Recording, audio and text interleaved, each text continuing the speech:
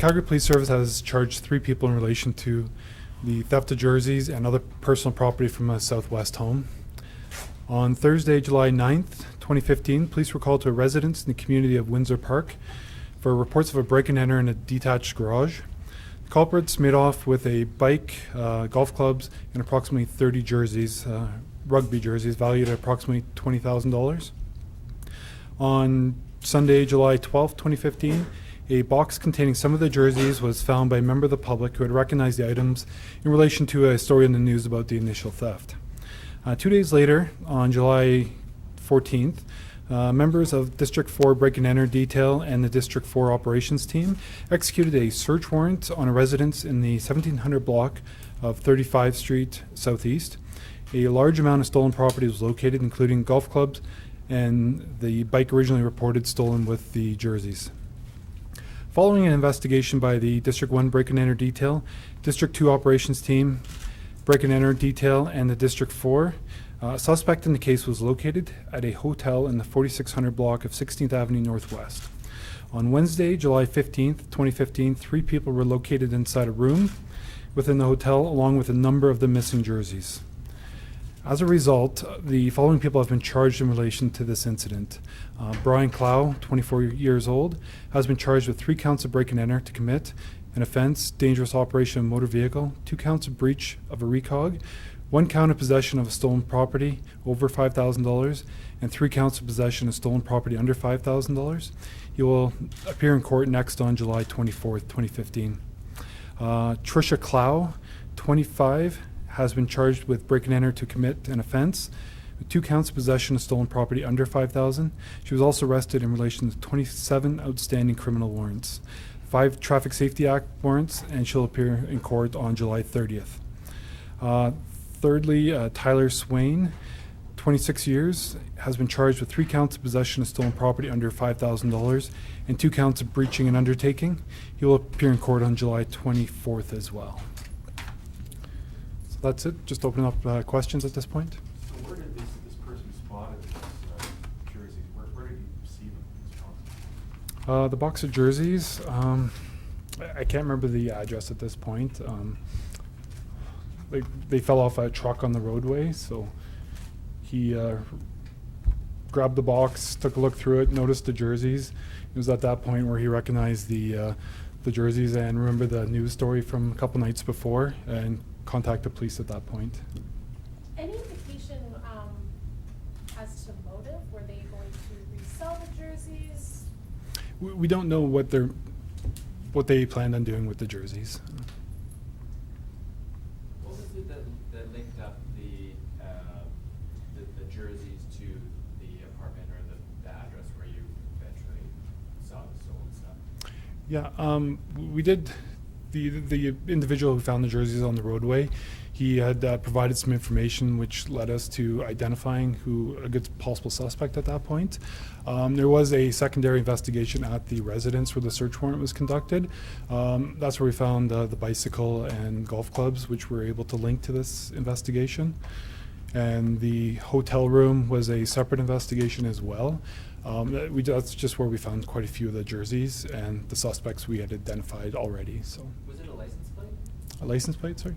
The information that the person who found the box gave you that?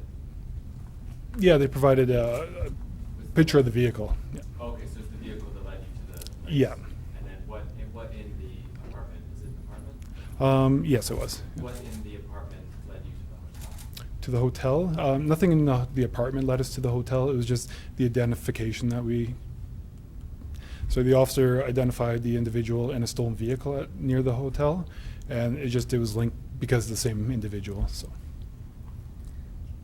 Any other questions for? What hotel was it? What's the name of the hotel? The Red Carpet Inn. Aside from the nuts and bolts of the investigation, it must make you feel pretty good just to be able to get someone's sentimental stuff back.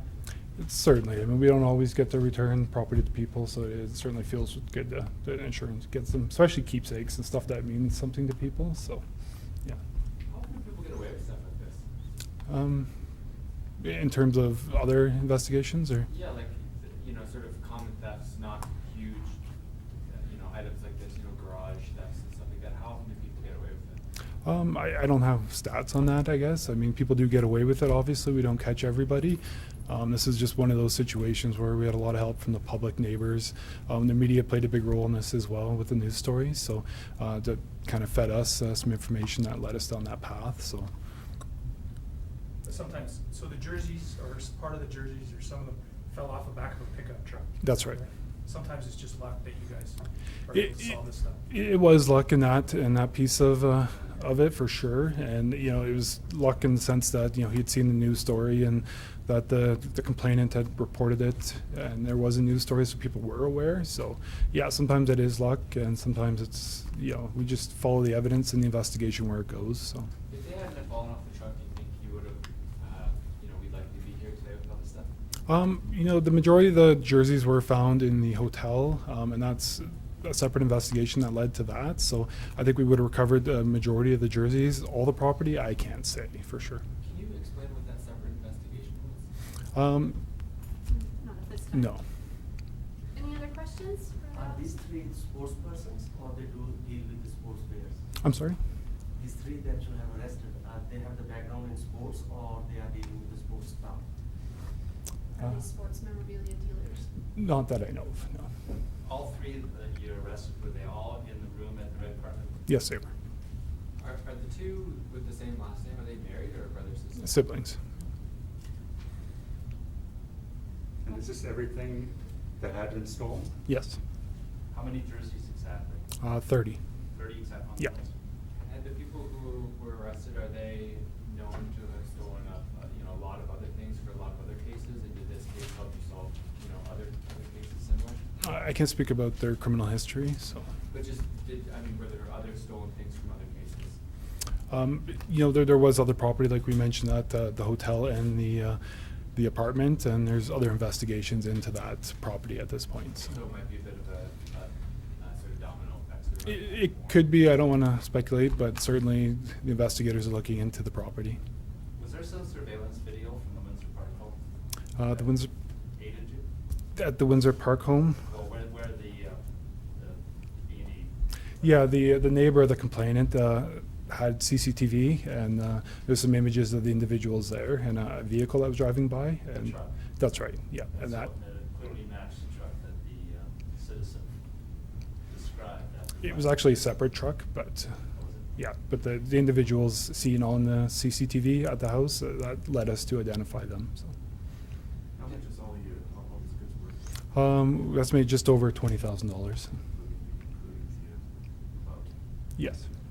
Yeah. Sorry, so you mentioned there was two separate trucks, the one that was seen on CCTV footage and the Yeah. one from which the box of jerseys fell. You mentioned a stolen truck as well. Was it the second one?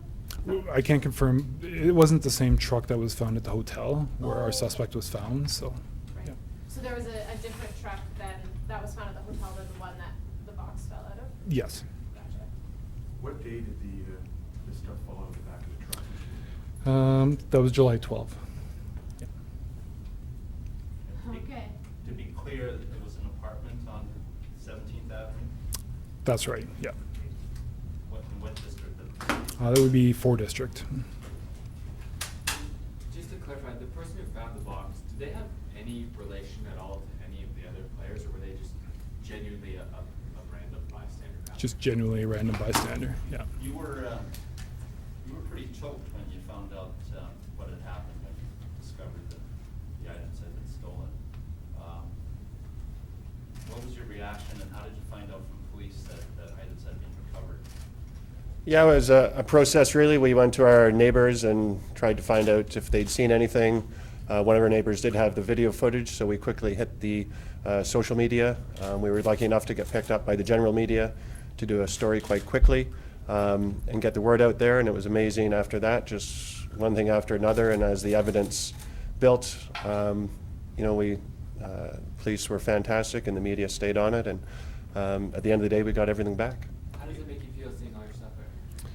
Fantastic. I mean, it's one of those things once you know it's gone, you never expect to see it come back. But obviously, with the jerseys and now to see all 30 of them back here, it's, amazing. And the support and everything from the community has been fantastic. And in the spirit of rugby, it's been a team event the whole way through in terms of making this, come to reality and getting everything back.